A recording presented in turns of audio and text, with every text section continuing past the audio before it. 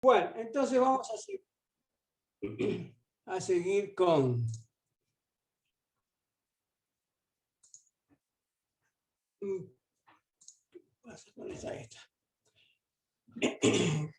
con plasticidad en vigas.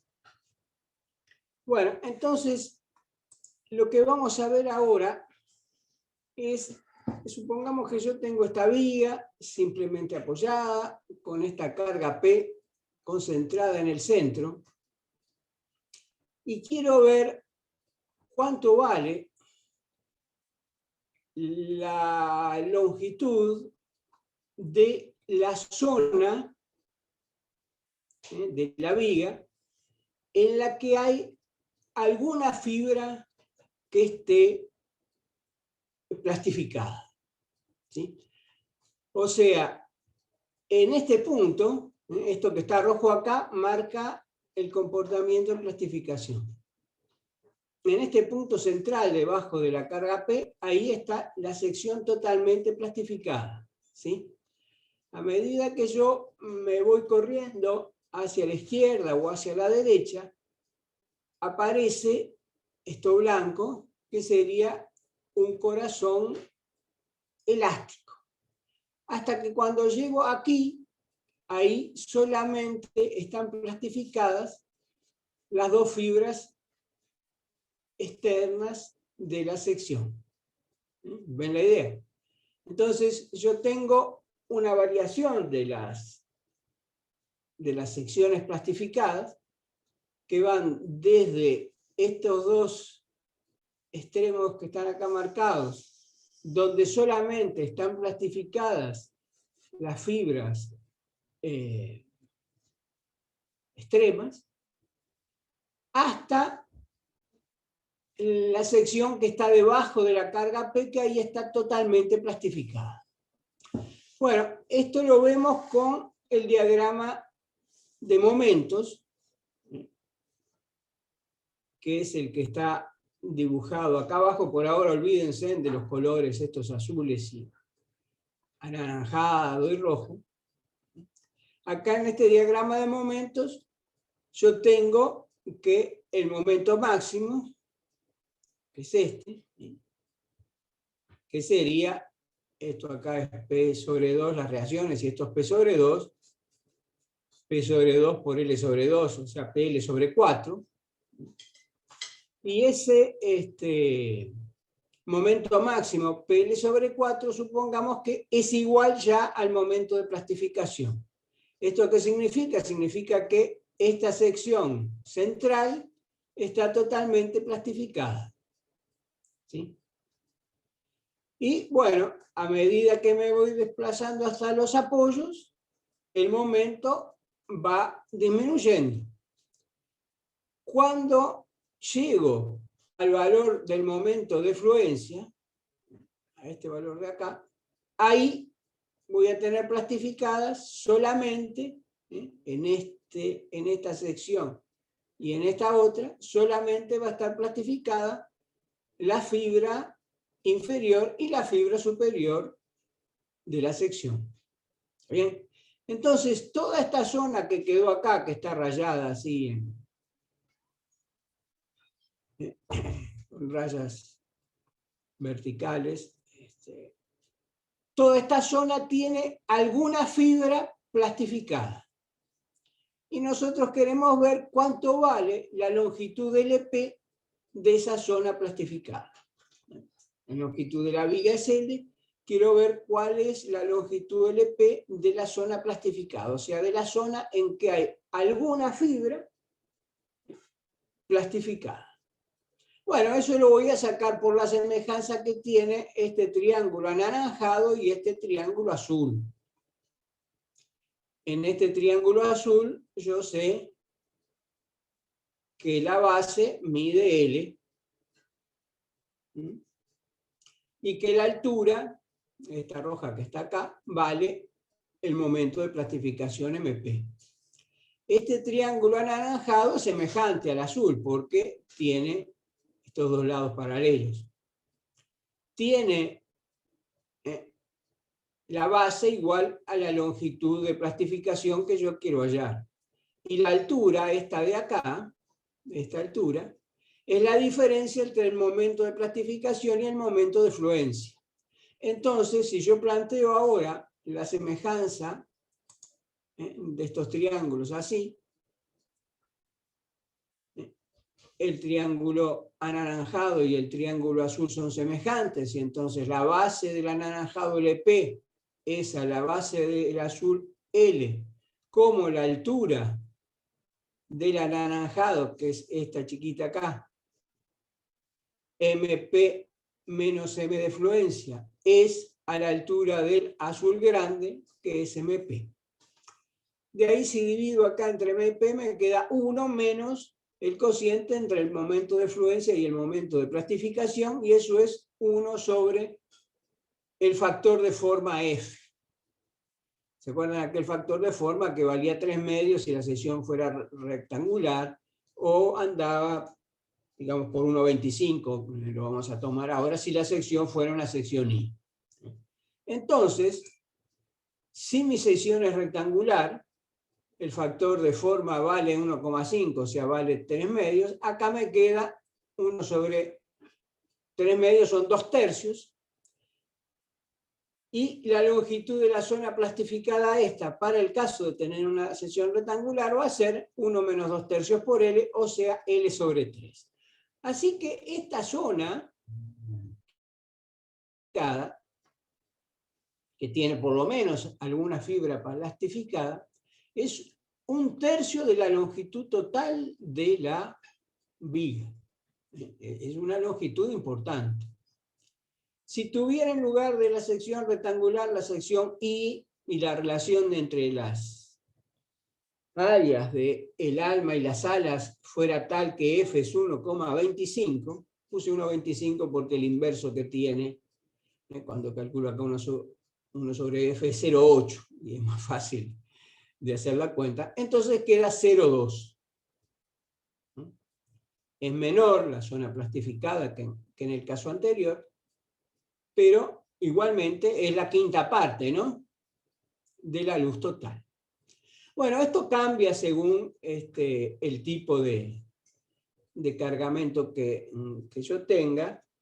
Se puede ver que si tuviera, se podría hacer como ejercicio, un cargamento,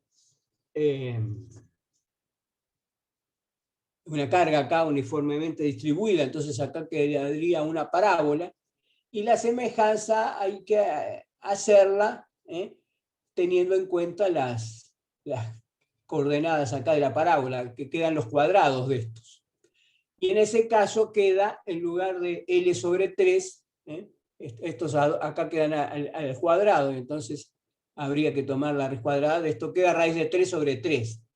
Y raíz de 3 sobre 3, ¿cuánto vale más o menos? Raíz de 3 sobre 3, yo creo que en un momento lo tuve escrito por algún lugar, bueno, no me acuerdo. Vale 0,58. Entonces todavía más grande, porque acá es 0,33, ahí sería, si la carga fuera uniformemente distribuida, 0,58. Entonces ven que la zona esta que tiene alguna parte plastificada es importante, ¿no? Es una parte importante. Bueno, esto vamos a tenerlo en cuenta para más adelante, pero vamos a usarlo ahora para resolver este problema. Vamos a suponer que tenemos el problema anterior, la viga simplemente apoyada con la carga P, y la sección, ahora el primer caso, la sección rectangular, y vamos a ver cuánto vale la flecha debajo, en la sección esta, debajo del punto de aplicación de la carga P, bueno, la sección media de la viga, cuando el momento que yo tengo acá sería el momento de plastificación. Bueno, en ese caso estaría, vamos a hablarlo después con detalle, llegando al colapso. Mi viga estaría rompiendo. Sería la flecha en el colapso incipiente, o sea, un poquito antes, con la carga P un poquito menor de la que produce el momento de plastificación y el colapso. Y entonces quiero ver cuánto vale la flecha que se produce, la flecha plástica, compararla con la elástica, que se produce antes de que mi momento iguale al momento de plastificación. ¿Está bien? Bueno, entonces, para eso vamos a encontrar, vamos a usar la relación de la que habíamos hablado la última clase, que es la relación momento-curvatura. Recuerdan que la curvatura era aproximadamente igual a B segunda, y entonces si yo tengo en esta viga simplemente apoyada, va a ser fácil, condiciones de contorno apropiados, voy a poder integrarla una vez y encontrar el giro B', y después integrarla 2 veces y encontrar la flecha B que estoy buscando. ¿Está bien? Entonces, mi momento, mx, el momento en cualquier sección, ¿sí?, va a depender, la fórmula que tenía, ¿se acuerdan?, de que sea mayor o igual que el momento de fluencia o menor o igual al momento de fluencia. ¿Sí? ¿Por qué? Porque en la zona en que el momento, esta zona de acá, ¿no? Acá yo tengo el momento de fluencia, ¿sí? Toda esta zona de acá, en que el momento es menor o igual que el momento de fluencia, ¿se acuerdan que yo tenía un comportamiento elástico y entonces una relación lineal entre el momento y la curvatura, en esta zona de acá? ¿Sí? En cambio, en esta otra zona roja, donde hay alguna sección ya plastificada, el momento perdía la linealidad y tenía aquella fórmula en que aparecía una raíz cuadrada. Bueno, como dijimos que la longitud esta de la zona plastificada es 1/3 de la longitud total de la viga, ahora voy a hacer un cambio de notación, voy a llamar 2 celia la longitud total de la viga para trabajar con una cierta simetría, digamos.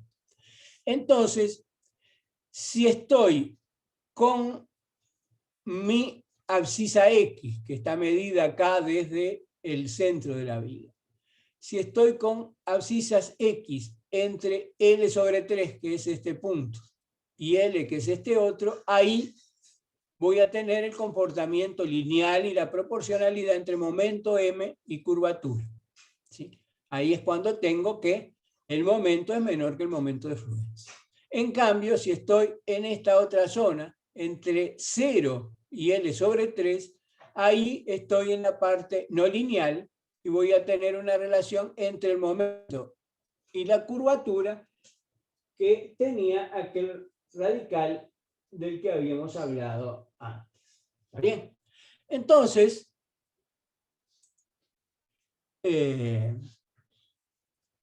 vamos a ver si podemos pasar a escribir eso.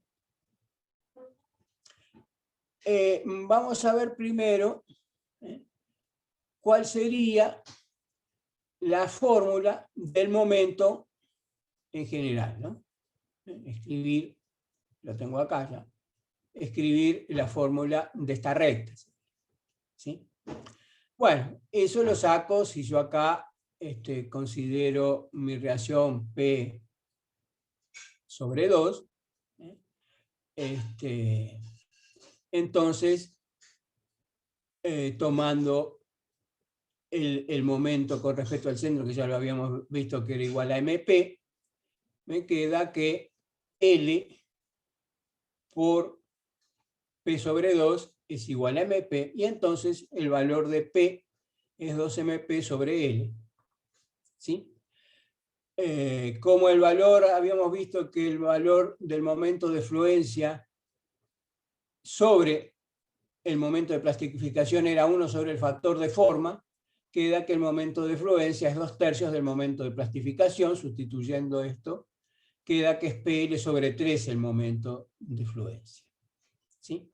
Y tomando cualquier sección por acá, a una distancia X, si considero el momento acá, me va a quedar que ese momento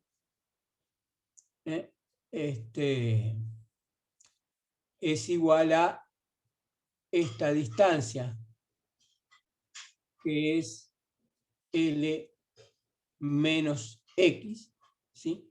Por P sobre 2, sustituyendo P sobre 2 por MP sobre L, queda L menos X sobre L por MP, o sea, 1 menos X sobre L por MP. Que lo puedo escribir en función del momento de fluencia que tenía acá, como 3 medios por 1 menos X sobre L por el momento de fluencia. ¿Sí? Entonces, esta sería la ecuación mx igual a 3 medios de 1 menos X sobre L por el momento de fluencia, la ecuación de mi momento m de X en la zona X positiva, ¿no? X mayor que 0. Esto es simétrico, con trabajar con los valores positivos me alcanza. Bueno, nada más porque me va a aparecer en la raíz aquella, creo que era, puedo escribir de acá despejar 3 veces el momento de fluencia menos 2 veces el momento actuante que va a dar 3x sobre L por el momento de fluencia. Este valor solamente lo tengo acá para facilitarme el cálculo. Bueno, entonces sí vamos acá a las dos zonas de las que hablábamos. Tengo la zona lineal, esta, la más simple, que se va a producir acá, ¿no? Cuando los momentos son menores que los momentos de fluencia. ¿Sí? Esa vamos a dejarla para el final. Y acá tengo la zona más complicada, donde aparece el radical o la raíz cuadrada, que es cuando el momento actuante mx supera el momento de fluencia. ¿Sí? O sea, escrito en coordenadas, cuando x es menor o igual que L sobre 3. ¿Está bien? Bueno, en ese caso, si van a las transparencias anteriores, teníamos que la relación entre el momento actuando en esa sección de abscisa X y el momento de fluencia es 1/2 por 3 menos el cociente entre la curvatura de fluencia y la curvatura en esta sección de coordenada X elevado al cuadrado. ¿Está bien? De acá podemos despejar la curvatura en el punto de coordenada X, que es esta de acá, y aproximarla por V segunda.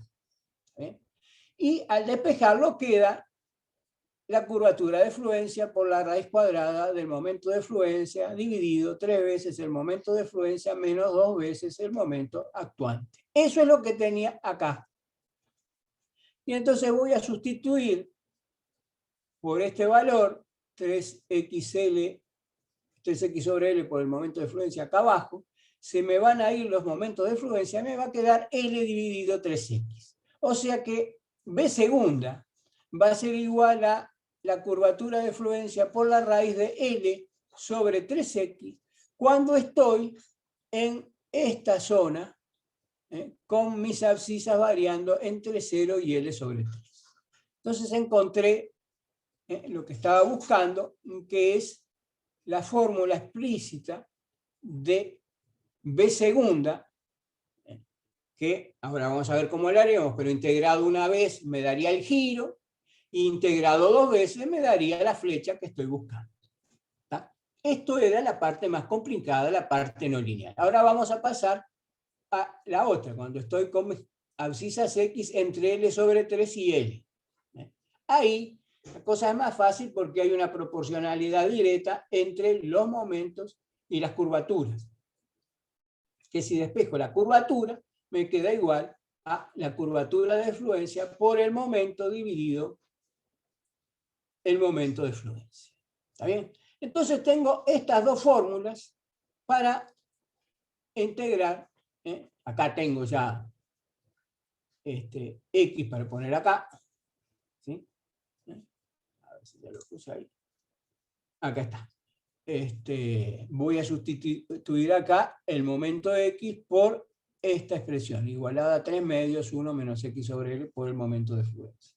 Y es lo que queda acá. ¿Está bien? Entonces B segunda tiene dos fórmulas. Esta que habíamos encontrado cuando sustituíamos acá 3 en momento de fluencia menos 2 veces el momento por la expresión, que es la no lineal, aparece esta raíz de L sobre 3X, y esa fórmula vale en el intervalo 0 menor o igual que X menor que L sobre 3. Y esta otra, que es lineal, que vale en el resto. ¿Está bien? Entonces, esta es la forma de determinar las flechas en vigas isostáticas. Es fácil hacerlo así. Podría acá, porque después nos va a servir la idea, graficar la curvatura, ¿no? Que es esta la curvatura. ¿Cómo es la curvatura? Vamos a empezar por la parte lineal, que es fácil. En la parte lineal, desde 0 hasta L sobre 3, tengo esta recta de acá. Y en la otra zona, cuando entro en la parte no lineal, cambio por esta otra ecuación, que sería, fíjense que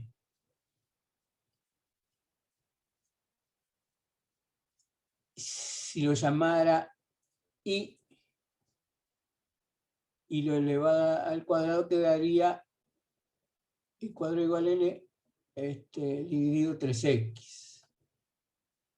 Podría despejar X y me quedaría que X es L sobre 3 por I cuadrado. Eso, si no me acuerdo mal, algo, X sobre una constante sobre I cuadrado, ¿qué era? Bueno, no me acuerdo si es alguna curva especial, hipérbola o parábola, creo que no.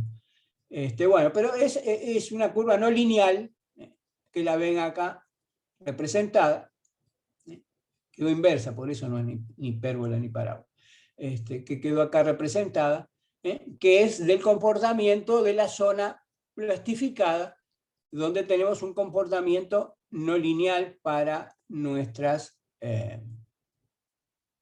curvatura, la relación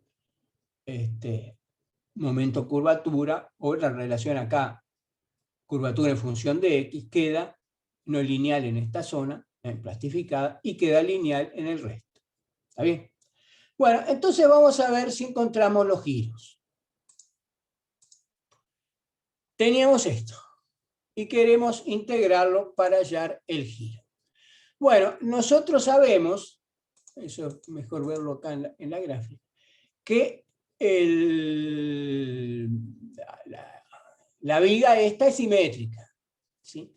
Si es simétrica, su deformada, sea tanto elástica como plástica, va a también tener a este eje, el eje de la viga de simetría, va a ser eje de simetría de la deformada.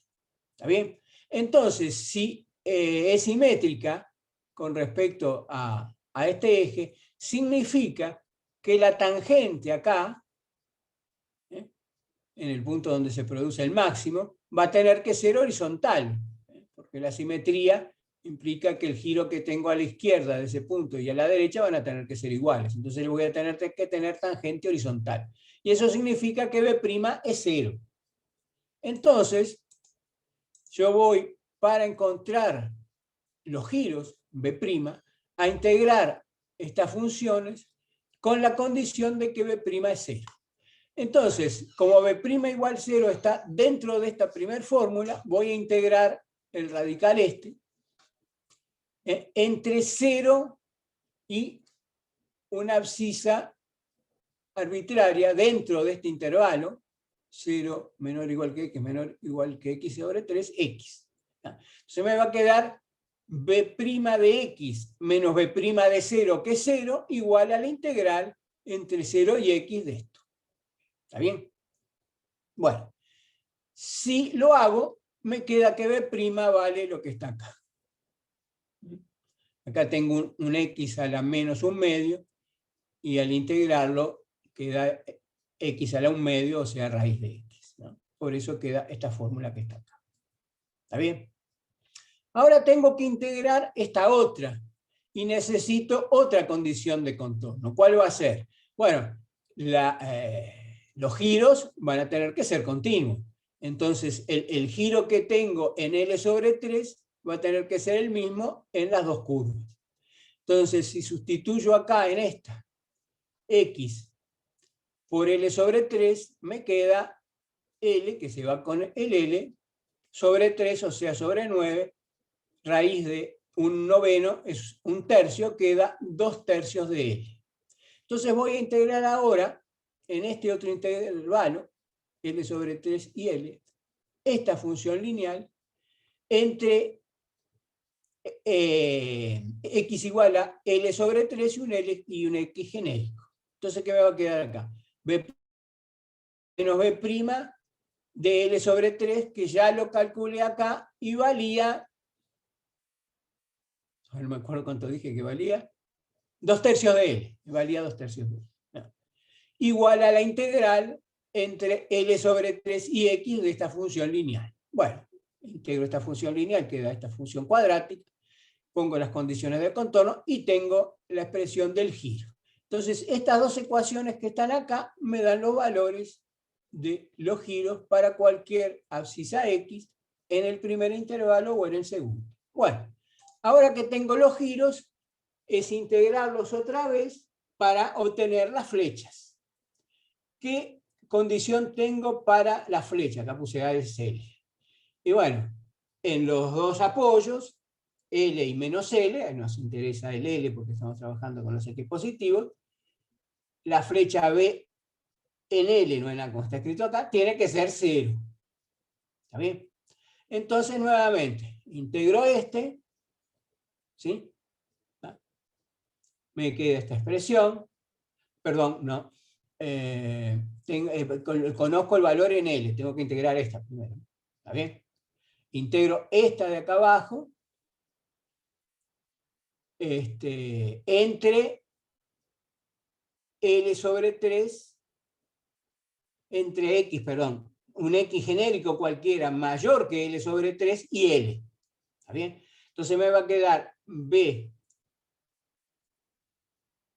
de X menos B de L igual a la integral entre X y L de esta función cuadrática que tenía acá. Bueno, me queda esta función cúbica, B de L valía 0, y entonces ahora sustituyendo X por L sobre 3, tengo el valor en el punto de cambio de fórmulas, que como la función deformada es continua, tiene que ser lo mismo. Y entonces ahora de nuevo integro entre L sobre 3, que ya conozco el valor que me dio acá, y X, y obtengo esta otra integral. ¿Sí? Con eso conozco los dos valores de la función deformada en los dos intervalos que tengo acá definidos. ¿Está? Bueno, con esto ahora puedo calcular, vamos a calcularlos acá, los valores de las flechas y los giros plásticos en los puntos que me interesan, que van a ser el giro en el apoyo y la flecha máxima en el centro. Bueno, las quiero comparar con las elásticas. Y acá directamente lo que hice fue ir a la tabla que nosotros les dimos en las notas del curso, en el material del curso en la página EVA, están las tablas de las flechas en las vigas simplemente apoyadas. Recorté y pegué la parte de esa tabla que correspondía a este caso, y ahí tenemos que el giro en el extremo vale, en nuestro caso, esto estaba para una longitud L, yo tengo ahora una longitud 2L, vale, acá está con SL y acá está con el que estamos trabajando nosotros, vale PL2 sobre 4EI. Y la flecha máxima en el centro de la viga vale PL3 sobre 6,6. ¿Está bien? Y entonces ahora voy a encontrar los valores que tienen el giro en el extremo y la flecha en el centro con las fórmulas que encontramos en la transparencia anterior. Para la flecha tenemos esta fórmula. Acá ya sustituí la curvatura de fluencia por su valor en función de P, que es el P de colapso que ya teníamos allá. Me interesa la parte de la fórmula entre L sobre 3 y L, porque yo quiero el giro en el extremo L, y vale P L2 sobre 3i, sustituyendo acá X por L. ¿Está bien? Lo mismo para la flecha, me interesa solamente el tramo que está entre 0 y L sobre 3, es el no lineal, y sustituyendo acá X por 0, queda este valor de la flecha elastoplástica, 20/81 PL3 sobre EI. Bueno, ahí podemos ver que si comparamos la flecha elastoplástica que tenemos, pero la flecha elastoplástica, esta que encontramos con la integración con la flecha elástica que sacamos de la tabla, nos da una relación de 1,48. Eso significa que hubo un aumento de la flecha en el momento antes del colapso, o en el colapso incipiente, de el 48% con respecto a la flecha elástica. Bueno, y lo mismo con el giro. ¿Está bien? Bueno, entonces, terminado ya este ejercicio de aplicación de las relaciones momento-curvatura para encontrar las deformaciones, vamos a pasar a la idea que yo les conté recién, de que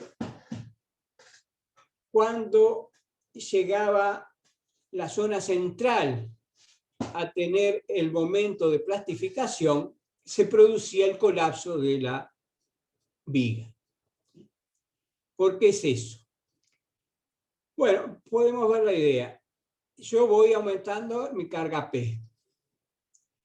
Llego al valor de la carga P, tal que mi momento iguala al momento de fluencia. O sea, hubo plastificación acá en las dos fibras externas, extremas, digamos, de mi sección. ¿Está bien? Estoy en el límite elástico. Sigo aumentando la carga, y si estoy en el intervalo entre la carga de fluencia y la carga de colapso, ahí voy a tener una zona plastificada cada vez mayor. Acá el corazón elástico se me achicó con respecto al caso del límite elástico, estaba en la zona elastoplástica. Si sigo aumentando la carga, cuando llego a la carga de colapso, la carga de plastificación total de una sección que es esta, acá esta zona está totalmente plastificada, y ahí es que se va a producir esta idea que vamos a ver ahora, una rótula plástica, y ahí esta estructura me va a quedar trabajando como una estructura isostática con una rótula en el tramo central. Bueno, evidentemente la estructura isostática, al aparecer esta rótula acá, bajó 1 grado su elasticidad, digamos, y de una viga isostática se transformó en un mecanismo y por eso es que colapsa. ¿Está bien? Bueno, ahora, ¿por qué se formó esa rótula plástica? Yo tenía, lo habíamos visto antes, toda esta sección acá roja que valía 1/3 de la longitud total de la viga con alguna fibra plastificada. Tenía estos 2/3 restantes totalmente elásticos. ¿Sí? Yo acá puedo dibujar, en lugar de el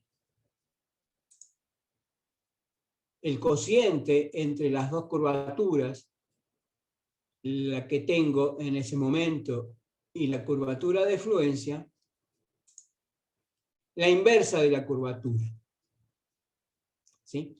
Acá tendría la inversa de la curvatura de fluencia. Y se acuerdan acá, cuando llego, por ejemplo, a un valor de la deformación igual a 10 veces el valor de la deformación en fluencia, ahí ya prácticamente alcanzaba en mi coordenada del cociente entre el momento y al valor de factor de forma, que era la asíntota. Y este valor del factor de forma era igual al que yo tendría cuando mi curvatura, o al revés, mi inversa de la curvatura, o sea, mi radio de curvatura, digamos, mi curvatura crece mucho. ¿Está bien? Tiende a infinito. Bueno, si la curvatura tiende a infinito, el radio de curvatura tiende a 0. Acá no está bien explicado el poner 1 sobre radio de curvatura tendiendo a infinito. Es la curvatura la que tiende a infinito. Creo que lo están pensando acá así. Está bien. No es que roce la curvatura de la pieza. Esto lo saqué de un libro y tenía este error y no lo corregí. Rho es igual a el radio de curvatura de la pieza. Y la inversa del radio de curvatura es la curvatura. Por eso lo que está acá es la curvatura. El único cambio que tiene con respecto a esto es que está multiplicado por la curvatura de fluencia. ¿Sí? O sea, acá en lugar de 1 tendría que ser curvatura de fluencia y acá en lugar de 10, 10 veces la curvatura de fluencia. Entonces, esos son los valores que están acá. Esta sería la curvatura de fluencia contra el 1, y este sería 10 veces la curvatura de fluencia. Y ρ entonces es el radio de curvatura. Entonces, la curvatura tiende a infinito acá. ¿Sí? Pero si la curvatura tiende a infinito, el radio de curvatura, el ρ es el que tiende a 0. Bueno, si acá yo tengo un radio de curvatura 0 cuando esto se deforma, bueno, significa que va a poder girar alrededor de este punto como si se tratara de una articulación mecánica. ¿Está bien? Entonces, se me produjo acá, cuando llegué al momento de plastificación, o sea, cuando llegué a el valor de F en mi coordenada momento sobre momento de fluencia, se me produce una rótula plástica.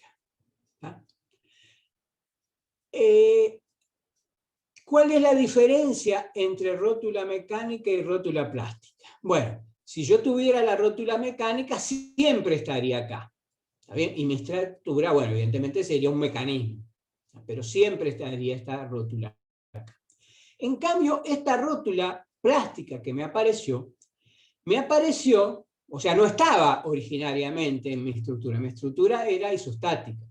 Me apareció en el momento en que la carga esta P alcanzó la carga de colapso. O sea, el momento en esta sección alcanzó el momento de plastificación.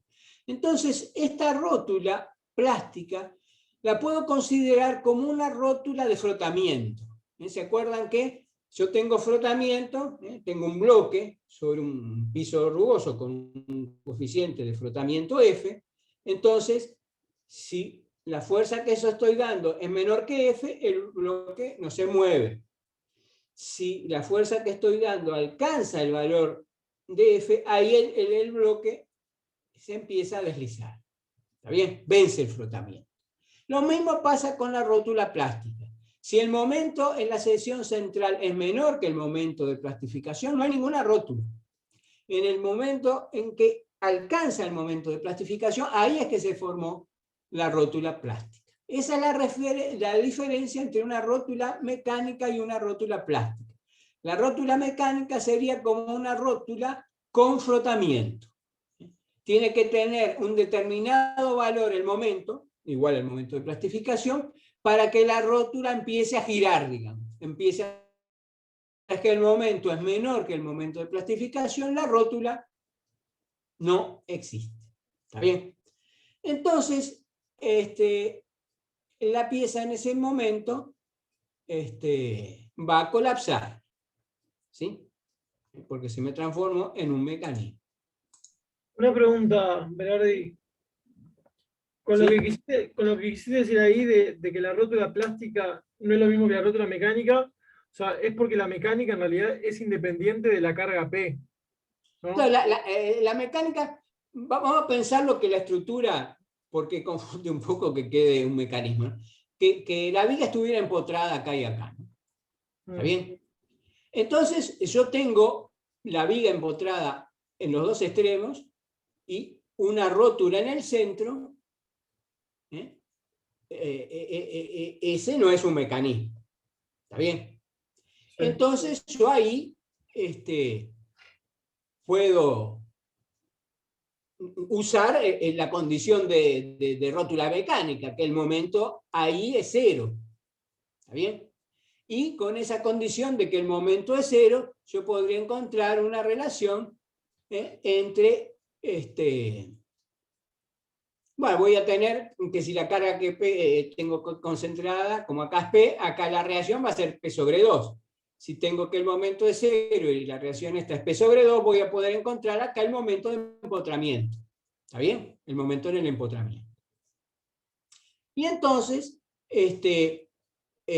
yo tengo acá, puedo dibujar, digamos, mi diagrama de momentos y voy a tener que acá, en la rótula mecánica, el momento es cero. ¿Está bien? Eso es la rótula mecánica. Ahora, si yo tuviera la misma viga bien empotrada con la carga P, acá no hay rótula ninguna. ¿Está bien? No es como el caso anterior. No hay rótula ninguna. Entonces, yo voy aumentando la carga P. La voy aumentando, hasta que llegara un momento que va a llegar el valor de la carga P de colapso. ¿Cuándo es ese momento? Cuando el momento aquí, en el tramo central, alcanza al momento de plastificación. ¿Está bien? Bueno, entonces cuando alcanza el momento de plastificación, aquí se me produce una rótula plástica. ¿Qué diferencia tenía esta rótula plástica con el caso anterior de la rótula mecánica? Esta rótula plástica no existía antes. Esta rótula mecánica, plástica, apareció en el momento en que yo llegué a tener un momento en esa zona central igual al momento de plastificación. ¿Está bien? Por eso digo que es una rótula con frotamiento. O sea, si yo tengo cualquier valor del momento en la zona central, o sea, cargas menores que las cargas de colapso, acá no va a haber ninguna rótula. En el momento en que alcanzo el momento de plastificación, es que ahí aparece mi rótula. ¿Está bien? Entonces, La diferencia entre la rótula mecánica y la rótula plástica es que, bueno, primero, la rótula plástica también es una idealización, ¿no? Una idealización teórica como la que estamos hablando, que funciona bien, pero es una idealización matemática. ¿Está bien, no? Como cuando hablamos de la sección totalmente plastificada y el momento de plastificación, ¿no? ¿Sí? Pero que trabaja como si en el momento en que en esa sección se alcanza el momento de plastificación, apareciera, porque el radio de curvatura ahí se hace cero, una rótula plástica que en ese momento va a ser una rótula mecánica, digamos, con un momento ahí no cero, como en todas las rótulas mecánicas, un momento igual al momento de plastificación. ¿Ves la diferencia? Sí, sí, clarísimo. Bueno, entonces, cuando el momento máximo igual al momento de plastificación, pues una cosa que, digo, ya que vamos a decir lo correcto, vamos a ver el ejemplo ahora después. Si yo tengo la viga empotrada acá y acá, primero se forman las rótulas plásticas en el empotramiento. Se forman dos rótulas plásticas primero acá para un nivel de la carga, que no es la carga de colapso. Y esa estructura se me transformó en isostática, ¿no? Se me transformó como si tuviera una viga simplemente apoyada. Y después que sigo aumentando la carga, ahí es que se forma la tercera rótula plástica acá y pasa eso. O sea que va a ser diferente del caso que yo les dije, tengo empotrado y la rótula mecánica acá, ¿no? Porque en realidad en el proceso de carga primero me van a aparecer dos rótulas plásticas acá que me la transforman en una viga isostática y después me va a aparecer la tercera rótula esta que me transforma a la estructura en un mecanismo. Eso para que cuando lleguemos a esa parte no les parezca que acá les dije otra cosa, ¿no? O sea, yo para simplificar un poco les dije si estuviera acá y estuviera empotrada, pero el proceso va a ser diferente. Bueno, entonces, ¿qué conclusiones podemos sacar de esta idea de la rótula plástica? Cuando el momento máximo iguala al momento de plastificación, la sección transversal en el centro de la viga está totalmente plastificada. La curvatura en el centro de la viga se vuelve extremadamente grande, tiende a infinito, y tiene lugar un flujo plástico incontrolado. ¿Está bien? No puede ocurrir un incremento adicional en el momento máximo, que ya alcanzó al momento de plastificación, y la carga sobre la viga, la carga P esa, alcanzó su valor máximo, su carga de colapso, vamos a llamar a ese valor máximo. La viga falla por las rotaciones excesivas que ocurren en la sección media, mientras que las dos mitades de la viga permanecen comparativamente rígidas. Y acá viene la cuestión, otra cuestión de idealización matemática, que la idea vendría de por acá. La curvatura es así. A medida que va aumentando la carga, esta curvatura acá quedó lineal y esta crece en esta zona mucho más. ¿Sí? Entonces, al final de cuentas, yo podría hacer esta aproximación, decir, esto quedó lineal hasta el centro. Esto quedó lineal hasta el centro y la curvatura en el centro tiende a infinito. Vamos a hacer esa aproximación más adelante. Y entonces eso estaría aproximando a lo que está escrito acá ahora en rojo. La viga se comporta como dos barras rígidas acopladas mediante una articulación plástica que permiten que las dos barras rígidas giren relativamente entre sí bajo la acción de un momento constante MP. A ver si tengo dibujado eso. Esta es la idea que tenemos ahora. ¿Sí? ¿Está bien? Realmente va a pasar esto. Se me va a deformar. Acá va a aparecer toda esta zona plastificada y acá va a aparecer la rótula plástica. Esto lo calculamos nosotros exactamente y vimos que era así, ¿no? Y tenemos las fórmulas de estas curvas y todo. Pero la realidad sería entonces 2 tramos flexados y una zona elastoplástica, que es 1/3 del total de la zona elastoplástica. La curvatura aumenta linealmente desde estos extremos, lo vimos, hasta que se alcanzan las secciones con las deformaciones plásticas. Esto era la curvatura lineal, esta que vimos. Acá y encontramos la forma. A partir de ellas, la curvatura crece con mayor rapidez hasta alcanzar el máximo en el centro de la viga. Esta forma de acá, claro, pasó de esta variación lineal con esta pendiente a una variación acá no lineal con una inclinación, digamos, mucho mayor, ¿no? Entonces, la idealización que se va a hacer es esta. Vamos a suponer que a pesar de que esta zona elastoplástica era 1/3 del total de la viga, vamos a suponer que es un punto, es solo la sección central. El resto se quedó elástico.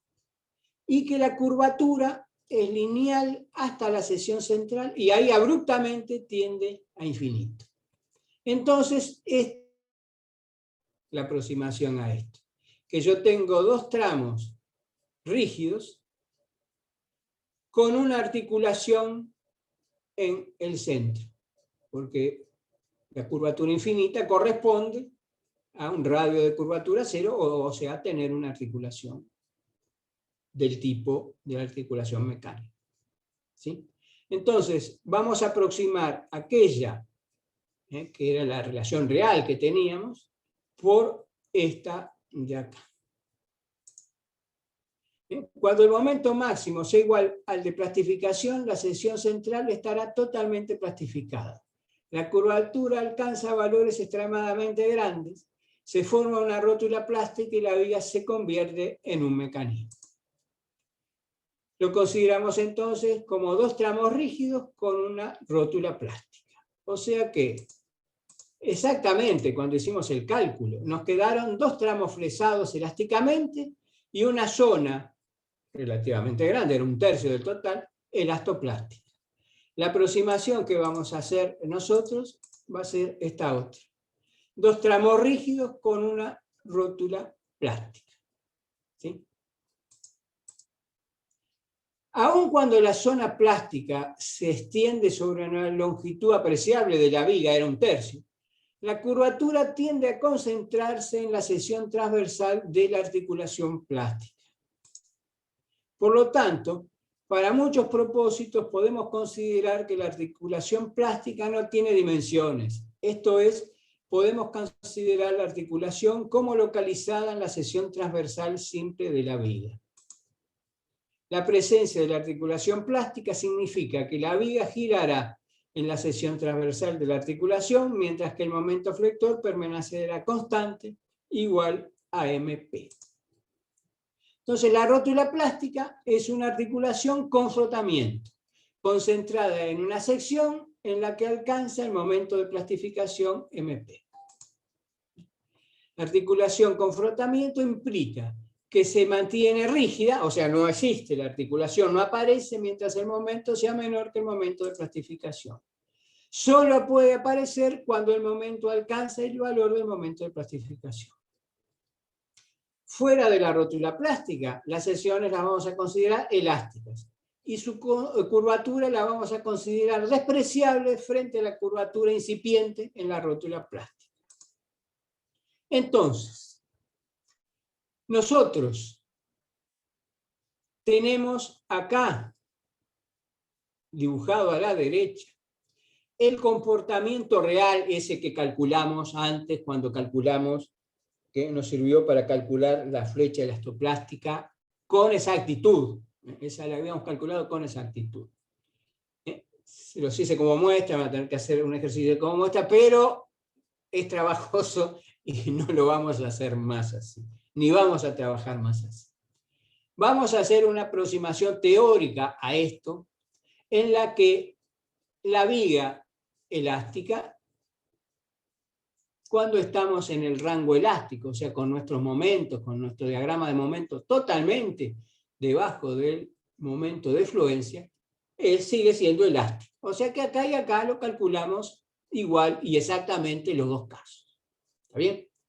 Pero ya, cuando empezamos a tener zonas que plastifican, como aquí y aquí, si no plastifican totalmente, o sea, cuando estoy con momentos, en mi diagrama de momentos comprendidos entre el momento de fluencia y el momento de plastificación, voy a hacer una aproximación de seguirlo calculando como todo elástico. Simplifica muchísimo el cálculo. Simplifica muchísimo el cálculo. Pero los valores son distintos. Y en el caso en que llegué a una plastificación total en esta sección, y yo voy a tener entonces esta zona, esta sección totalmente plastificada, pero hasta el tercio total de la viga zonas con plastificación, voy a considerar que son elásticas, que la única sección plastificada es la central. Y así voy a hacer los cálculos. ¿Está bien? Estos cálculos van a ser mucho más simples. Esto de acá, si quisiera hacer eso que yo les mostré hoy para una viga isostática, para cualquier otra viga, bueno, una viga hiperostática sería muy complicado. Y esta aproximación funciona bien. Pero fíjense que si hubiera calculado la flecha acá con esta teoría, me hubiera dado la elástica que tenía ya. La elástica poniendo el valor P del valor de la carga de colapso, pero en la fórmula de la elástica, porque hubiera dicho, bueno, ¿cómo se comporta esto? Antes de plastificar, un segundito antes, estoy en este caso. Entonces, uso la fórmula elástica, uso la fórmula de la tabla elástica. Calculo el valor de colapso cuando igualo el momento máximo, acá igual al momento de plastificación, y digo que antes de alcanzarse ese valor, cuando estoy con el colapso incipiente, esto que era así, casi tocándose, casi acá, pero era así, lo sigo calculando elástico. Y el valor de la flecha que voy a poner es el valor de la flecha elástica. Y voy a tener el error aquel que andaba, me parece, por el 50%. ¿Está bien?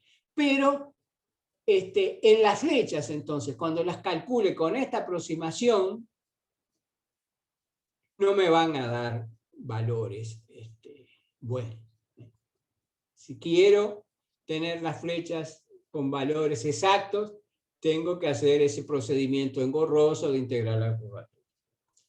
Pero, sin embargo, los valores de los momentos de plastificación me van a dar bien. Y el valor de la carga de colapso me va a dar bien. Y en definitiva, a mí lo que me va a interesar cuando hago este cálculo plástico es el valor de la carga para la cual mi estructura colapsa y el mecanismo por el que colapsa.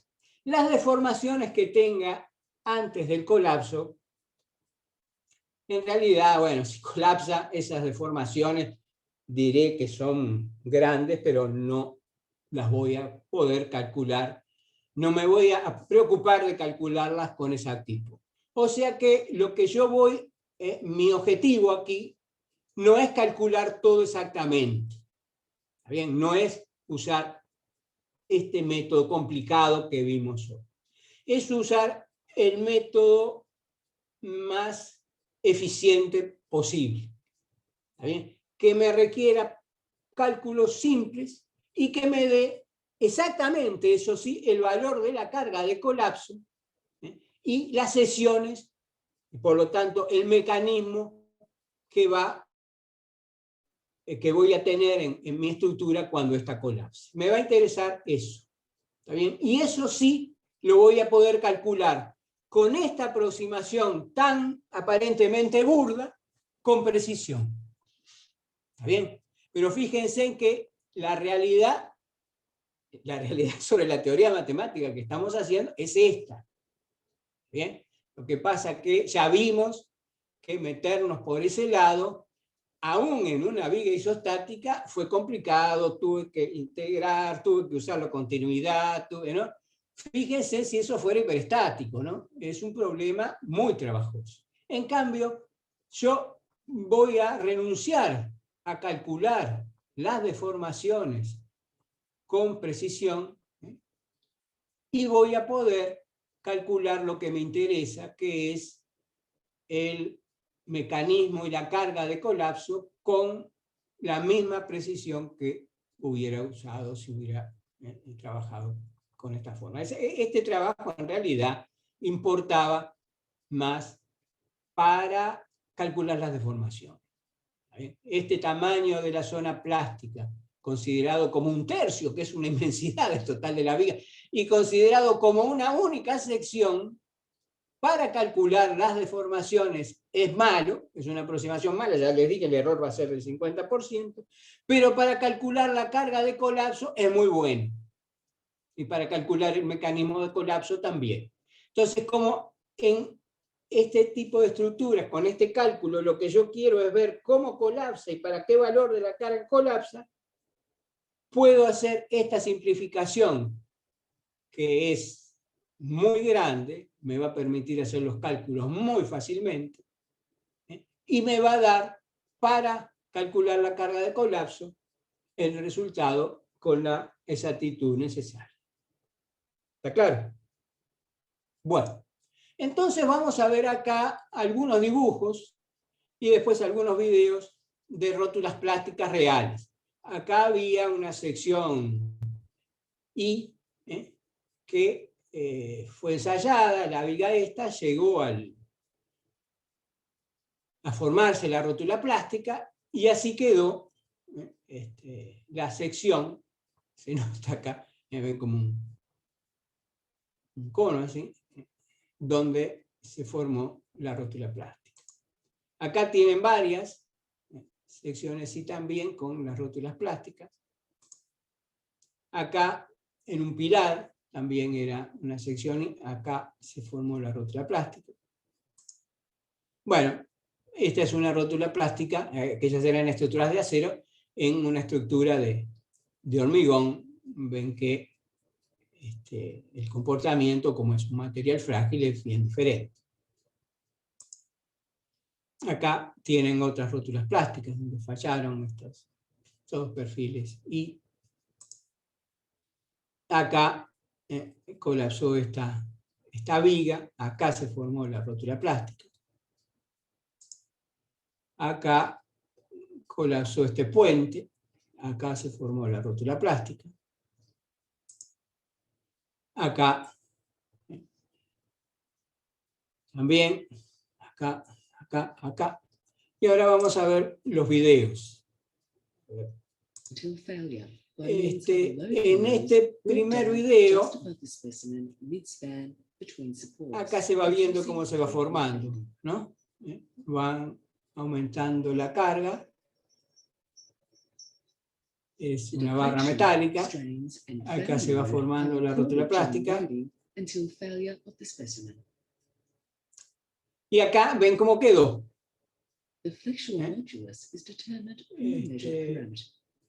A ver si lo vemos otra vez.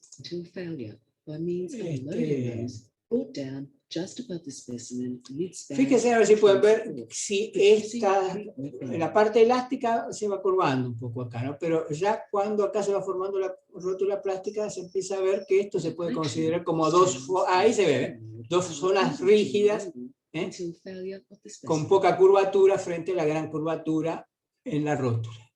¿Sí? Bueno, acá es más complicado, va a, no se ve aquí, rótula plástica, va a ensayar un perfil con sección Y, todavía acá lo pintó más fuerte, anaranjado, no se ve la rótula, pero sí se ven las deformaciones irrecuperables que le quedan al perfil. Ahí va aumentando la carga, las deformaciones van a ir aumentando, va a ir plastificando la zona central. A ver.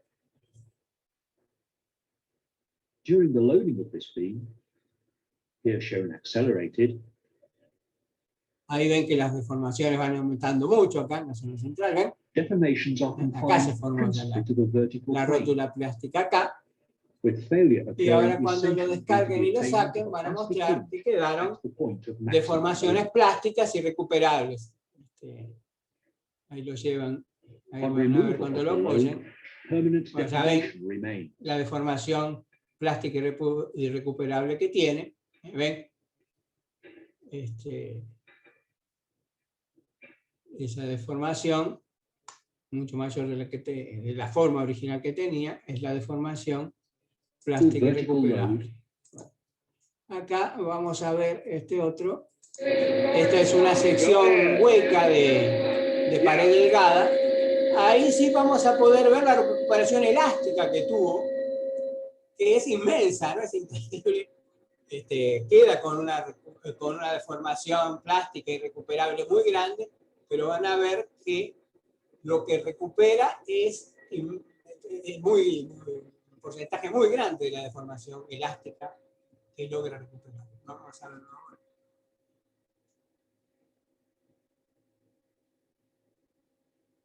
Ven que la deformación es muy grande, desaparece de la vista. Es una viga de una sección cuadrada hueca de pared delgada. Bueno, llegaron a ese momento, retiran la carga ahora.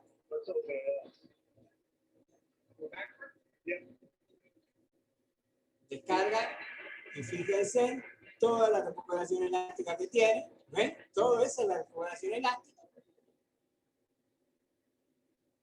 Sigue el cuento, recuperó todo eso. Y ahí quedó con la deformación plástica irrecuperable, como aquellos ejercicios que hacíamos, ¿se acuerdan? ¿Era de acero esa viga? ¿Cómo? Era de acero, de pared delgada. Bueno, entonces vamos a ver ahora en esta viga, que es similar a la que teníamos hoy, simplemente apoyada, lo único que acá hay una carga distribuida. En la longitud central donde plastificaba alguna zona era lo que yo les había contado al principio, que era bastante más grande, en vez de 1/3, recuerdo que era un número bastante más grande, la zona plástica. Y entonces vamos aumentando nuestra carga P y vamos dibujando nuestro diagrama de momentos. Y sabemos que el momento máximo va a ser PL2 sobre 8, ¿no? Bueno, entonces las primeras fibras, en la zona donde está el momento máximo, en la zona central, van a plastificar cuando el momento máximo alcanza el momento de fluencia. ¿Sí?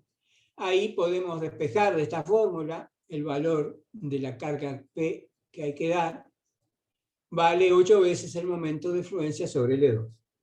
Entonces yo partí del valor 0, digamos, de la carga P, siempre vamos a trabajar de esa forma, lo voy a ir aumentando gradualmente hasta que cuando P alcanza este valor de P de fluencia, ahí las primeras fibras extremas en esta sección central plastificaron. Bueno, luego del inicio de la plastificación, según el concepto de rótula plástica, se admite un comportamiento elástico. ¿Sí? Seguimos, aunque estoy acá, como si estas zonas de acá arriba no hubieran plastificado. Sigo omitiendo un comportamiento elástico hasta que el momento alcanza el momento de plastificación. ¿Sí? Bueno, eso igual es independiente, porque yo podría igualar directamente con el momento de plastificación acá y sacar el P de colapso que me daría esto. ¿Está bien? O sea que el admitir el comportamiento elástico hasta ahí, al efecto de mi cálculo en esta ambiguidad isostática, no cambia nada. ¿Está bien? Entonces, esta es la carga de colapso. Para ese valor de la carga se produce acá, en la zona central, la rótula plástica, y la estructura se transforma en un mecanismo y colapsa. Eso es lo que se ve en esta animación. ¿Sí? Se va a formar la rótula plástica acá. Cuando se forma, la estructura colapsa. ¿Sí? Bueno, pero las estructuras isostáticas son las que colapsan cuando se forman las vigas, en caso que sean vigas o pórticos, se forma una sola rótula plástica. Pero si mi estructura es hiperestática como esta, lo que yo les dije hoy, la aparición de una rótula plástica no implica que la viga va a colapsar. Para que colapse se debe producir un mecanismo. Y en el caso de la viga bien empotrada, sometida a la carga uniforme, primeramente, ¿ven?, se forman dos rótulas plásticas en los empotramientos. Y ahí mi estructura pasa a ser isostática. Y va a transformarse en un mecanismo y colapsar cuando se forme la tercera rótula plástica en el centro. ¿Bien? Bueno, eso lo podemos calcular. Vamos a hacer el desarrollo del cálculo, encontrando primero dónde es que se forman las rótulas plásticas. O sea, yo voy a encontrar mi diagrama de momentos en esta estructura hiperestática, lo voy a dibujar y voy a ver dónde, en ese diagrama de momentos, dónde se producen los momentos máximos. En esas secciones de momentos máximos es donde se van a producir las primeras rótulas plásticas. Vamos a ver qué van a hacer, como se veía en la animación, en el empotramiento. Se van a aparecer dos rótulas plásticas, como la estructura simétrica, una en el empotramiento A y otra en el empotramiento B.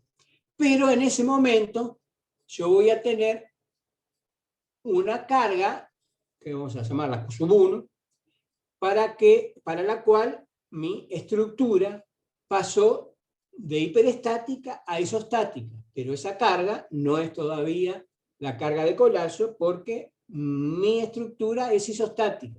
Para que colapse se tiene que transformar en un mecanismo, o sea que va a tener que aparecer una rótula más. ¿Está bien? Entonces yo voy a tener que hacer otro nuevo cálculo para ver cuándo se produce y dónde se produce esa nueva rótula. ¿Está bien? Entonces vamos a dibujar primero, a resolver primero esta estructura hiperestática y a dibujar el diagrama de momentos.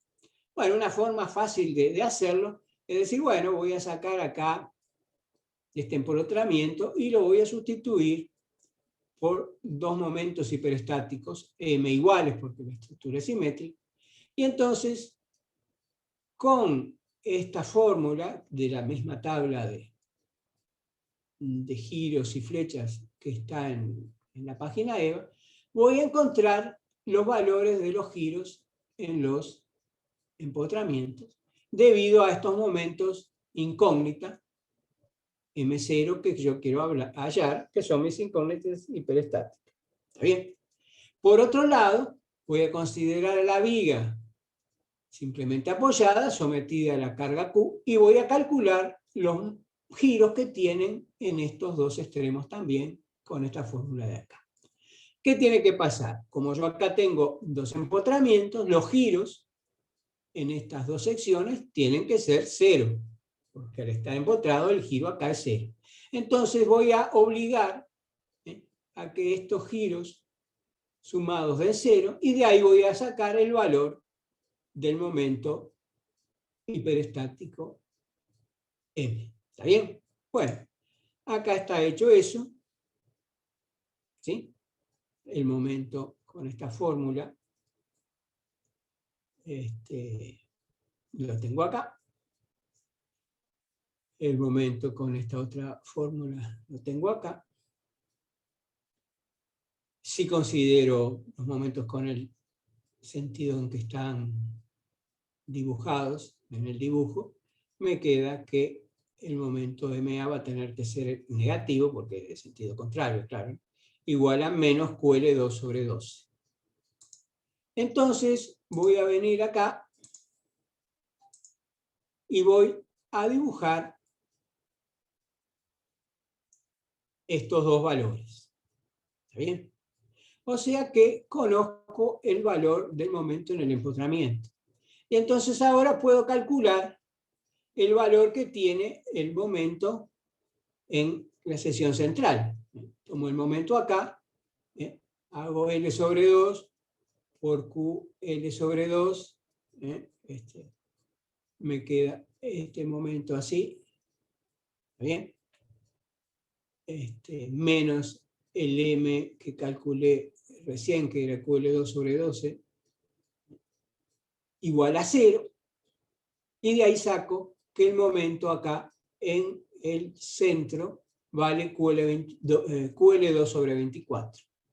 Y bueno, como sé que la variación es parabólica, me queda este diagrama de momentos.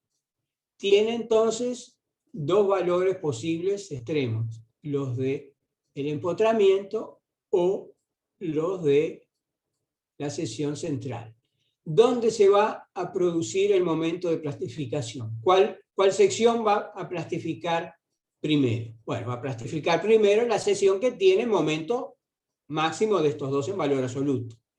Este QL2 sobre 12 es el doble de este QL2 sobre 24. Entonces, plastifica primero en los empotramientos. ¿Está bien? Y se van a producir para el valor en que QL2 sobre 12, en valor absoluto, sea igual al momento de plastificación, para ese valor de la carga Q, ahí se van a producir dos rótulas plásticas en A y en B.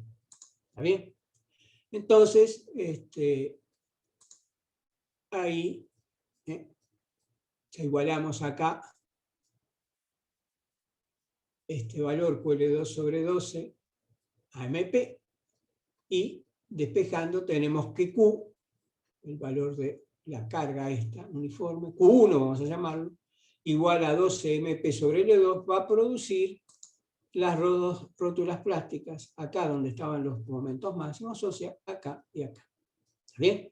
Y entonces, en este valor, para este valor de Q, 12 MP sobre L2, yo voy a tener este diagrama de momentos de mi viga ahora isostática, porque al tener estas dos rótulas plásticas acá, ven que son rótulas plásticas con este momento, no es, o sea, yo la puedo considerar ahora como una viga simplemente apoyada acá y acá, pero acá hay un momento igual al momento de plastificación y acá hay un momento igual al momento de plastificación, no son rótulas plásticas mecánicas, no está la viga simplemente apoyada solamente, viene simplemente apoyada con los momentos de plastificación. ¿Está bien?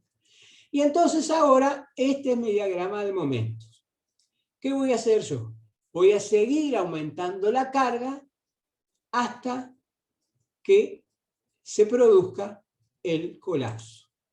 ¿Está bien? Entonces, yo tengo este problema, las rótulas plásticas en A y en B, acá el momento de plastificación. Y entonces, ¿sí?, el momento en la sección central, de acá, va a ir aumentando hasta que alcance el valor MP. ¿Bien? Entonces, si yo igualo el momento que tengo acá con MP, ven que esta parábola siempre va trasladándose lo mismo, ¿no? O sea, si fuera isostática, la parábola es esta. Cuando tengo acá los momentos estos de plastificación, la parábola es esta. Siempre la distancia esta va a ser la de la isostática, QL2 sobre 8. ¿Sí? Lo que se va trasladando. Entonces, si yo resto QL2 sobre 8 con MP, me va a dar el momento acá. Que creo que ya igual lo tenía escrito en la sesión esta, ¿no?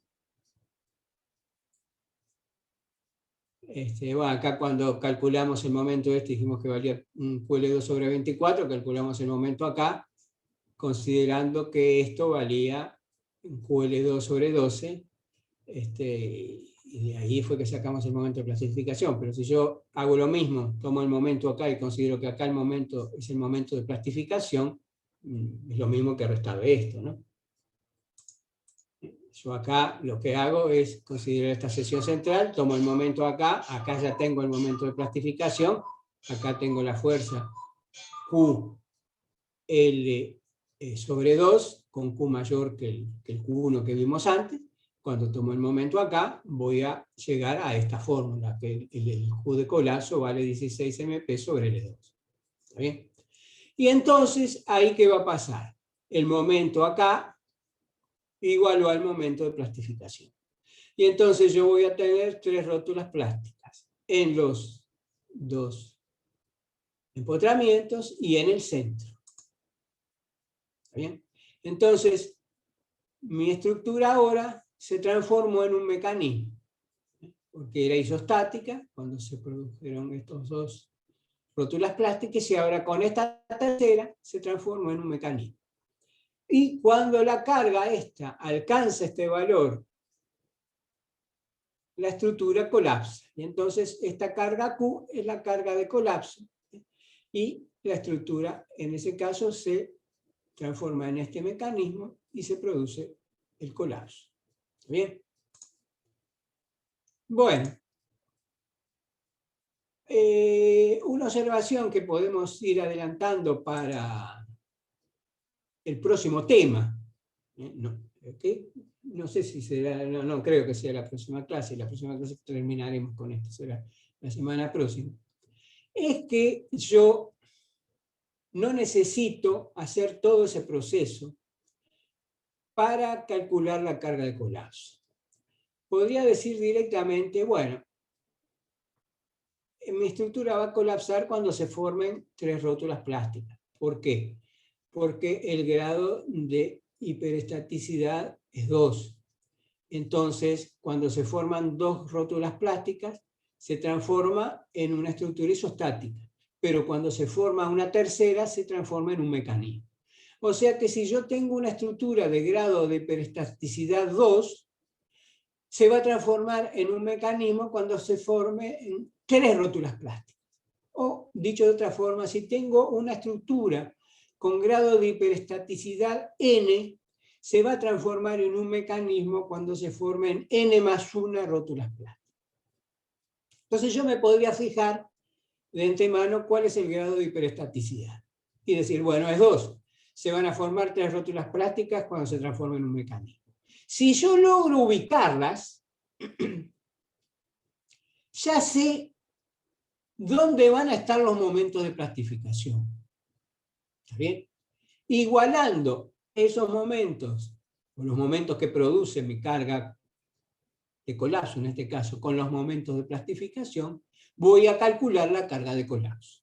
Entonces yo diría, bueno, ¿dónde se pueden producir los momentos máximos que van a ser los que generen las rótulas plásticas?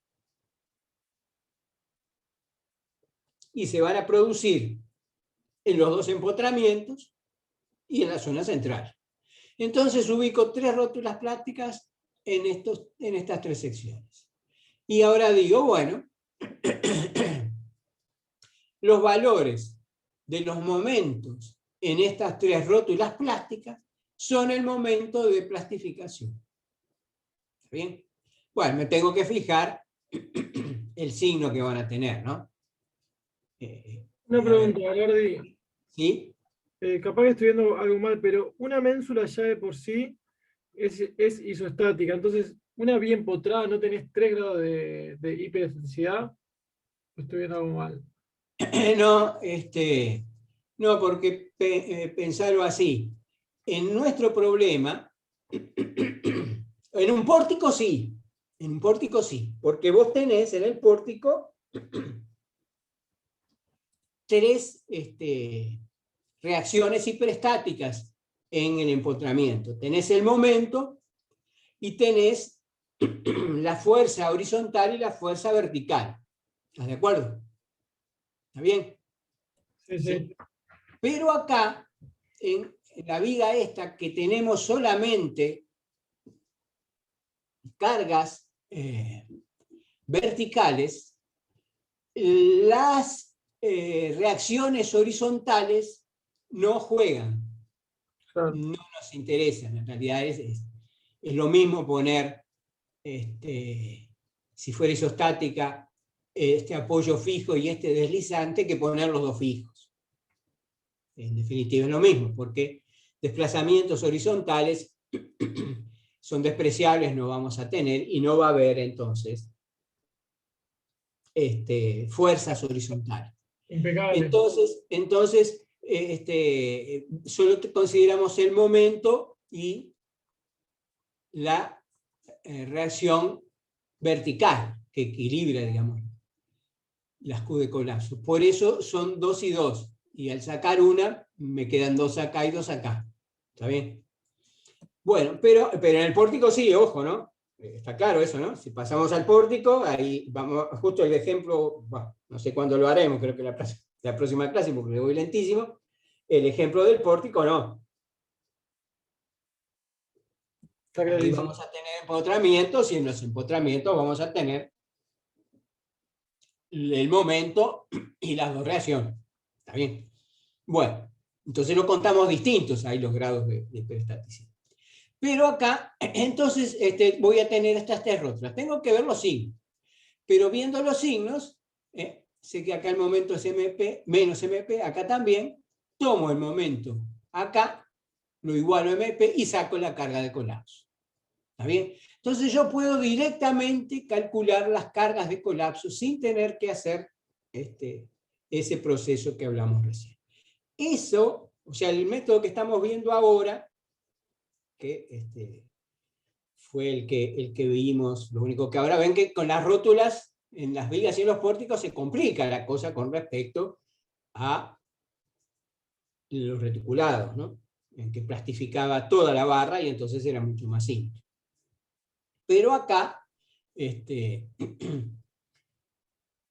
puedo hacer un método que es el que estamos viendo, que es de este tema de cálculo plástico de estructura, que es paso a paso. ¿Sí? Nosotros vamos primero encontrando cuándo se forma la primera rótula, después la segunda, y así hasta que se transforma en un mecanismo.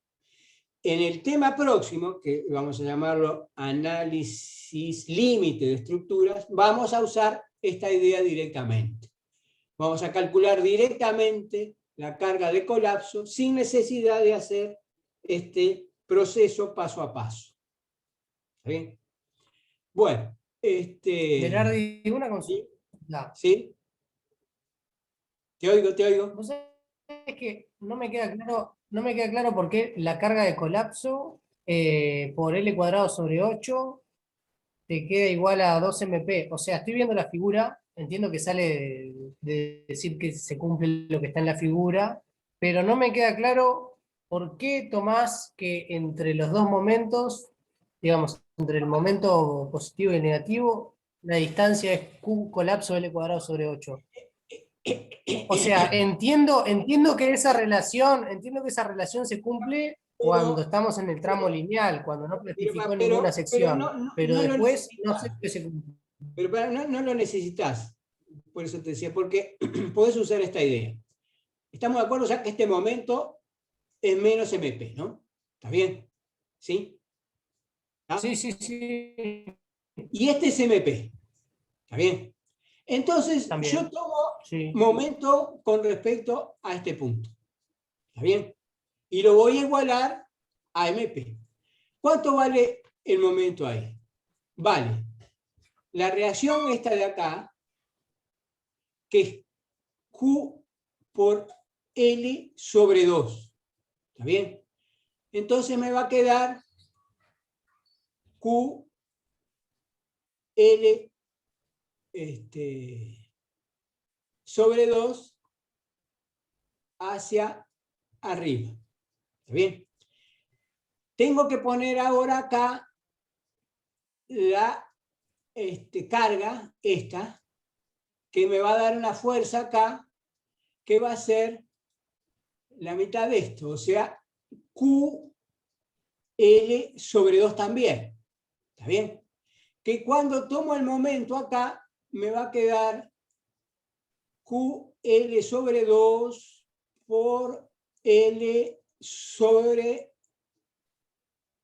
4. ¿Está bien? ¿Sí? ¿Estás de acuerdo? Entonces tengo, por un lado, el momento de esta mitad del tramo, que dijimos que valía QL2 sobre 8, era, ¿no? Me parece que quedó eso, ¿no? QL2 sobre 8. El momento otro de acá, de la reacción esta, que era QL2 sobre 4. ¿Está bien? ¿Sí? Y el momento de plastificación acá, que era en este sentido. ¿Está bien? Entonces, tiene el mismo sentido que el momento de plastificación. Y es contrario al de acá. Entonces, estos dos son uno el doble del otro.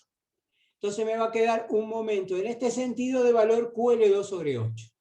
Entonces, voy a decir que el momento de plastificación que tengo acá, ¿sí?, que es positivo, ¿sí?, es igual a menos MP que tenía acá, porque era negativo, más QL2 sobre 8 que tenía acá, porque era positivo.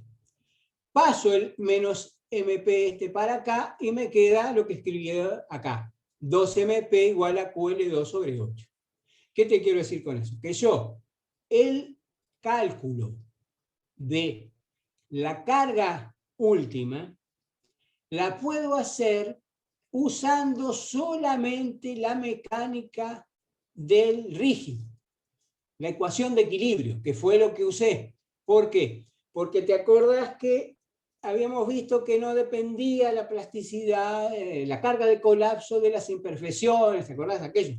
¿Y por qué era que no dependía? Porque yo, cuando lo calculo de esta forma, digamos, ¿no?, la carga, pero que en realidad el cálculo anterior era esto mismo, yo lo calculo usando solamente la ecuación de equilibrio, no interviene la elasticidad. ¿Está bien? Por eso, cuando aplico, que lo correcto es usar la ecuación de equilibrio. Pero usando la ecuación de equilibrio, llegué al resultado, pero usando la ecuación de equilibrio se ve que esto también es siempre QL2 sobre 8, esta altura. Por eso también uno puede decir, bueno, este es más MP, esto es menos MP, si esto es QL2 sobre 8, me da QL2 sobre 8 igual a 2MP. Pero fíjate que podés pensarlo así y vale tanto elástico como plástico, porque lo que usás es la ecuación de equilibrio, o podés directamente acá, cuando estás en el final y ya te diste cuenta que tenés el mecanismo de colapso, o sea, la ubicación de las tres rótulas plásticas, y los signos de los momentos de plastificación, podés ahí,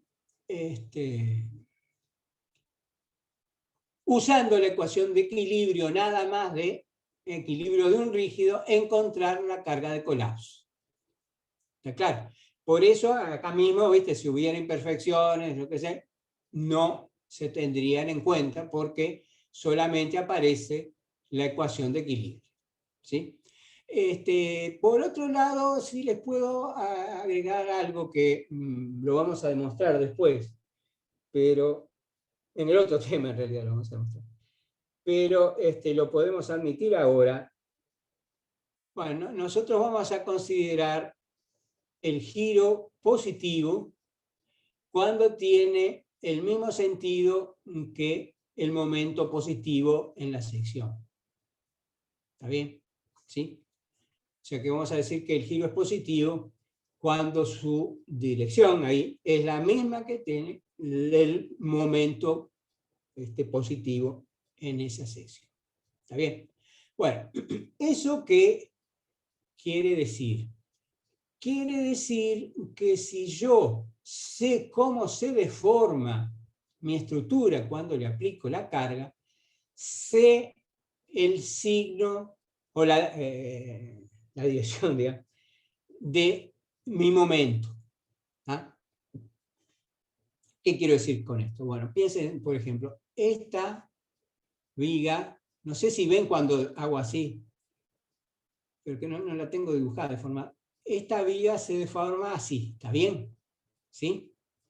Quiero ver qué signo tiene mi momento acá. Entonces, cuando se deforma así, yo voy a tener, imaginen que se deforma hasta acá y hasta acá. Voy a tener un giro acá, que va de la horizontal a la deformada. O sea, va a girar en el sentido que es el sentido antihorario. ¿Está bien? Entonces, como el giro, que eso es lo que vamos a demostrar después en realidad, el giro y el momento tienen el mismo signo, o sea, tienen la misma, giran en el mismo sentido, si a mí me quedó que el giro de este lado es antihorario, el momento que está acá, el MP es antihorario, o sea, positivo. ¿Está bien? Y también, al revés, me va a quedar horario y me va a quedar positivo también. Fíjense que acá, de la horizontal a la inclinación que tengo, giro en este sentido horario, y acá el momento horario me queda positivo. Entonces yo dibujando el mecanismo de colapso, que en este caso de una viga, claro, empotrada, con las caras hacia abajo es obvio cuál es, ¿no? Podrían en un pórtico tener dudas, eso puede pasar, ¿no? Eso puede pasar. Pero en un caso de la viga, difícil que le erren, se van a dar cuenta. Calcular la carga última con este método es muy simple, porque ustedes de ver cómo se deforma el mecanismo, encuentran el sentido que tienen, horario o antihorario, los giros, y de ahí van a sacar, como el momento va a tener el mismo sentido, horario o antihorario, van a sacar los signos de los momentos. ¿Está bien? O sea que este método de encontrar a partir del mecanismo la carga de colapso es muy útil, y bueno, el problema es, en casos acá con simetría, es fácil hallarlo, ¿no? Pero si fuera nomás la viga empotrada y acá simplemente apoyada, yo ya acá no sé dónde está el momento máximo y ni dónde está la articulación. Voy a tener que hacer el cálculo elástico para encontrarlo. O sea que no va a ser siempre tan directo. Pero en casos simples que yo pueda intuir cuál es el mecanismo de colapso, puedo encontrar la carga de colapso de una manera muy simple. ¿Está bien? Les aclaro que no siempre es posible. Bueno, entonces vamos a ver acá cuáles beneficios nos dio la plasticidad en estos casos de las vigas. Bueno, la adaptación en la sección está representada por el factor de forma, MP sobre M, momento de plastificación sobre momento de fluencia. Siempre es posible para un material elastoplástico perfecto que tienen una cierta reserva de resistencia plástica en la sección. Ese es un beneficio local en la sección. Claro, porque yo cuando trabajo en elasticidad, el momento que yo uso es el momento de fluencia para diseñar. ¿Sí? Cuando paso a trabajar en plasticidad, uso el momento de plastificación.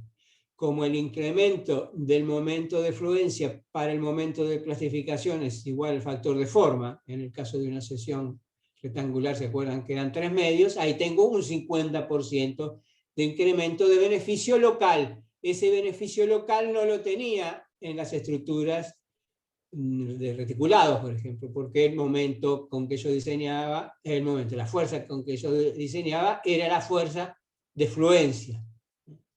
No había diferencia entre momento de fluencia y momento de plastificación. O sea que, a diferencia de los reticulados, en los pórticos y en las vigas, hay un beneficio local debido al factor de forma, digamos, al incremento que hay entre el momento de fluencia y el momento de plastificación. Pero también hay una adaptación entre secciones, representada por la relación entre la carga de colapso que encontramos recién y la carga esa intermedia para la cual plastificaba, se formaban rótulas plásticas solamente en los empotramientos. Si yo hiciera el cálculo elástico, ese sería el momento con el cual yo iba a diseñar. En cambio acá, lo incremento al llevarlo a la carga de colapso, y no a la carga esta en la que se producían las primeras rótulas. Es posible en la medida que todas las rótulas plásticas necesarias para formar el mecanismo no se formen simultáneamente. Si se me hubieran formado, que ahora vamos a ver un caso, las 3 rótulas juntas, bueno, acá esto no había incremento. Este es un beneficio global entre secciones. El anterior era un beneficio local en la sección.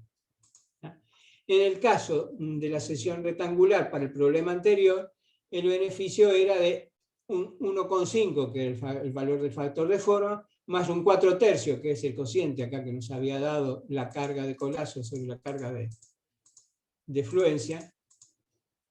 16 es la de colapso, teníamos la de fluencia acá, que era 12. 16 sobre 12 son 4/3.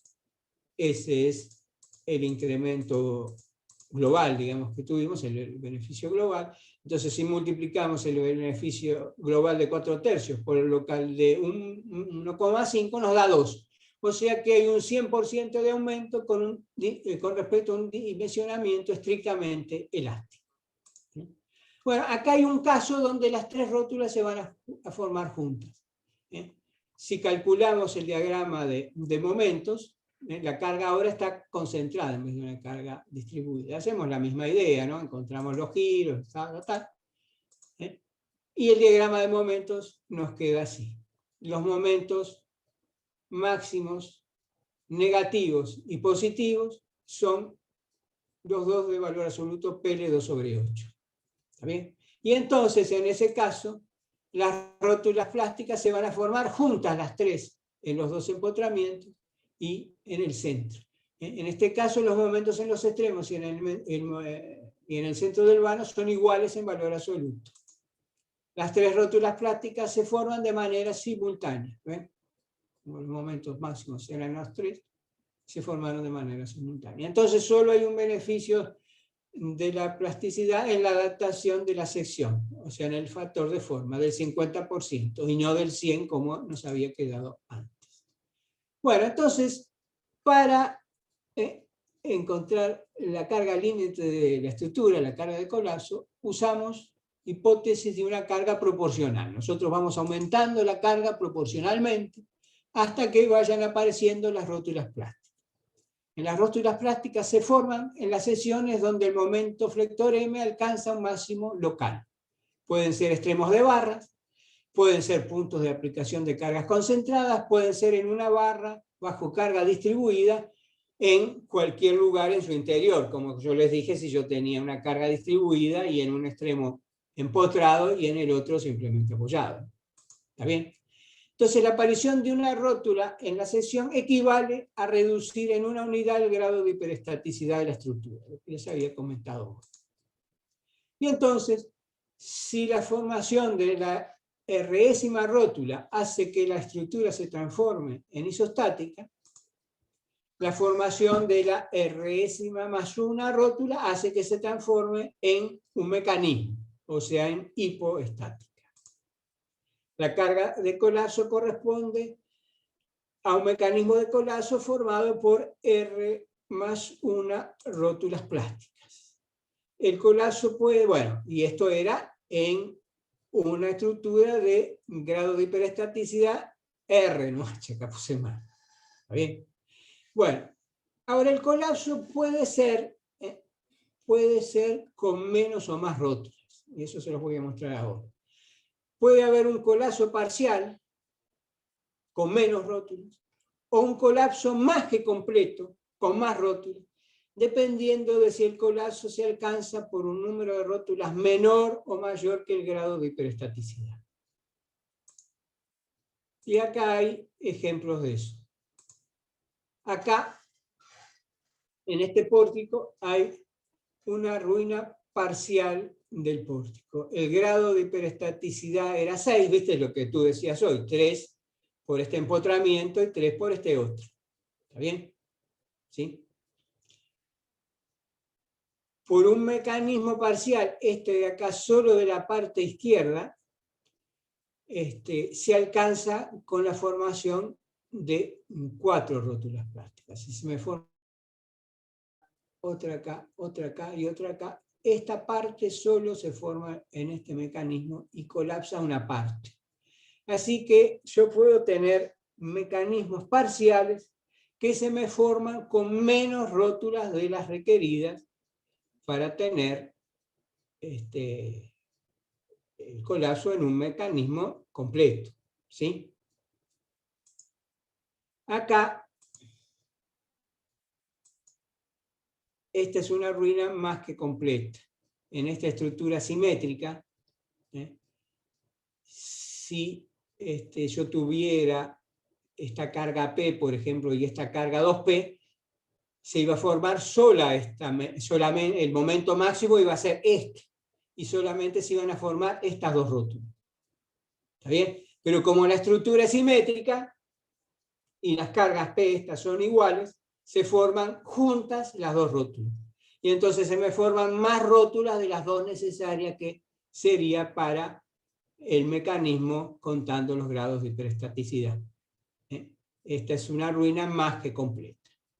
O sea que el contar los grados de hiperestaticidad da una idea, pero después se pueden formar, si hay simetría a veces, mecanismos con ruinas más que completas, y si se puede formar, que uno tendría que verlo separadamente, mecanismos parciales, puedo tener una ruina parcial, un colapso parcial. ¿Está bien? Bueno, condiciones de aplicación del análisis plástico. Toda barra está caracterizada por un momento plástico de sucesión transversal, que es el momento de plastificación igual a la tensión de fluencia por el módulo plástico Z. El acero común tiene suficiente ductilidad para permitir, 1, la formación de las rótulas plásticas, y 2, la rotación de estas rótulas hasta formar el mecanismo de colapso. Importante esto, lo vamos a mostrar después. Los valores del momento de plastificación no son afectados por la directa ni por el cortante. O sea que yo en un pórtico, si corto en una sección, ahí voy a tener una directa, un cortante y un flector. El único que influye para la plastificación, para el colapso, es el flector. Por eso solamente vamos a hallar los diagramas de momentos flectores, y vamos con ellos a determinar los momentos de plastificación, las zonas donde se produce la plastificación. La colaboración de la directa y del cortante va a ser despreciable. Eso en los pórticos muchas veces nos cuesta convencernos que es así, pero efectivamente es así, y lo vamos a ver, en realidad lo vamos a ver solo para la directa, para el cortante es un poco más complicado, pero vamos a justificar por qué vamos a despreciar los efectos de la directa. Bueno, no se produce ninguna inestabilidad prematura, o sea, no hay pandeos previos al colapso plástico. Todas las cargas crecen de manera proporcional, o sea, si yo tuviera una carga P y otra 2P, vamos a suponer que van aumentando siempre manteniéndose el que una sea el doble de la otra. Los desplazamientos son suficientemente pequeños como para no modificar la forma de acción de las fuerzas solicitantes. O sea, vamos a poder seguir planteando el equilibrio que vieron que es fundamental para encontrar la carga de colapso sobre la configuración indeformada. Y las estructuras van a fallar por medio de un mecanismo de colapso. Dicho mecanismo se produce por la aparición de un número suficiente de rótulas plásticas como para que se produzca un desplazamiento que crece sin control. Las rótulas plásticas se definen por secciones en las que se produce plastificación completa, con la consecuencia de que pueden girar indefinidamente sin alteración del momento flector que las excita en ese instante, el cual se denomina momento plástico MP. Bueno, acá tenemos, acá se formaron, debido a un sismo, rótulas plásticas, la ven acá, esto era una estructura de mampostería. Se formaron estas rótulas plásticas y este mecanismo de acá lo vamos a llamar mecanismo de pórtico. ¿Sí? Muchas veces este mecanismo puede aparecer como mecanismo parcial en algún pórtico. ¿Sí? Lo ven, el mecanismo de pórtico. Bueno, vamos a ver, estamos medio sobre la hora, lo que les dije hoy, de que las fuerzas de directa se pueden despreciar en el problema de la plastificación de las sesiones. No van a intervenir en el valor del momento de plastificación. Para ver eso, vamos a considerar ahora una sección donde hay una fuerza normal excéntrica. Esa va a producirse, entonces, como una fuerza normal que puedo llevar al baricentro de mi sección, más un momento flector. Entonces, bajo la acción de esta fuerza axial N creciente, vamos a tener distintos estados de comportamiento que vamos a analizar a continuación. Entonces vamos a suponer que tenemos nuestra sección acá, tenemos esta fuerza normal N excéntrica con esta E. ¿Sí? Los grados esos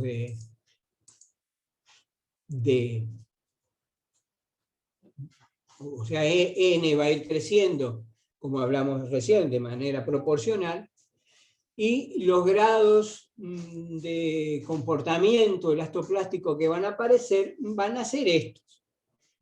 Vamos a tener primero el estado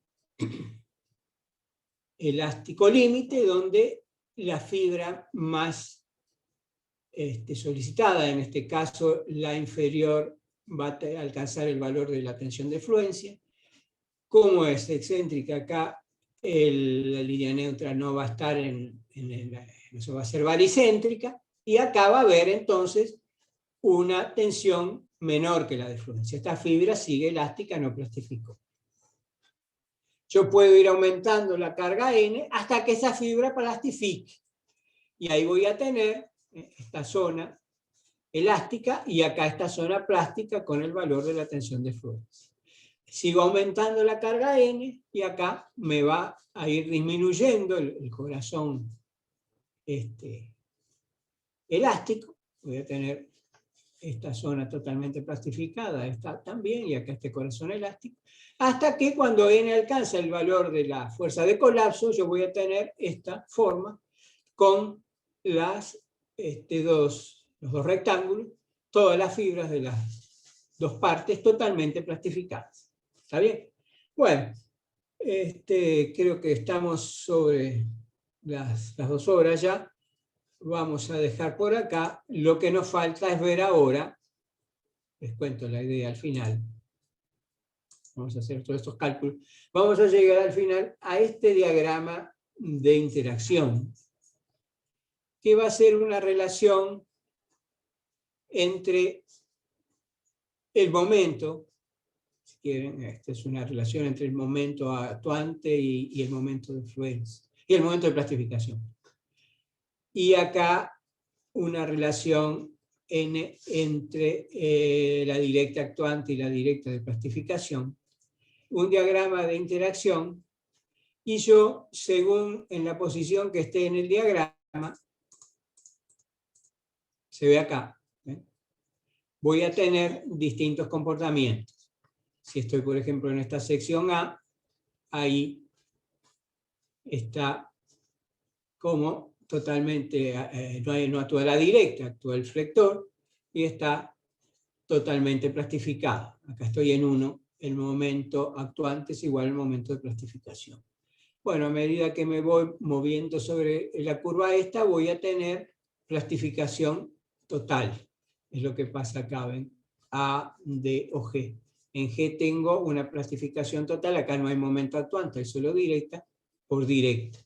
Y en D, es que mi fuerza esa tiene una cierta excentricidad y hay, lo vimos recién, ¿no? Como es el momento de plastificación cuando la fuerza N es actuando tenía esta excentricidad. ¿Sí? Después, en estas zonas interiores tengo un comportamiento, como aquí, no, mejor dicho, sobre esta recta, este es el límite, la dibujé, esta es la tensión, el momento de fluencia, 2/3 del momento de plastificación, este es el límite del comportamiento elástico. Entonces acá en F, en esta F que está acá, estoy en el límite del comportamiento elástico, tengo solo la tensión de fluencia abajo. ¿Sí? Y lo mismo en C. Acá estoy también en el límite de comportamiento elástico, como no hay directa y solo momento flector aplicado, tengo las mismas tensiones de fluencia en la cara inferior, en la fibra inferior y en la fibra superior. ¿Sí? Bueno, y en el que me quedó por decirles, el B es solo con momento, hoy el eje es baricéntrico, y en el E, ahí tenemos una excentricidad y tenemos la combinación que hablamos hoy. ¿Está bien? Bueno, entonces esto es lo que vamos a ver, y la otra conclusión que vamos a sacar es que como el N acá está al cuadrado, su contribución, por ejemplo, lo que dice acá abajo, el resultado anterior es para una sección rectangular. En el caso de una sección NI, doble T, la influencia de la directa del N es muy pequeña. Para una fuerza de directa, para una axil considerable, del orden del 10% de la tensión de plastificación, la reducción del momento plástico M, por considerar la presencia de la fuerza directa, es del 1%, porque en el N al cuadrado, la influencia de la directa todavía se diluye más, está esto como en 1/10 de acá, y el elevarlo al cuadrado queda en 1/100, por eso es un 1%, y por eso vamos a poder despreciar la contribución de la directa frente al flector. Y lo mismo pasaría, lo dice en la última transparencia, con el cortante. También son despreciables. Por eso solamente vamos a dibujar en los pórticos, que va a simplificar mucho la cosa, el diagrama de momentos flectores, y con eso vamos a resolver nuestros problemas. ¿Está bien?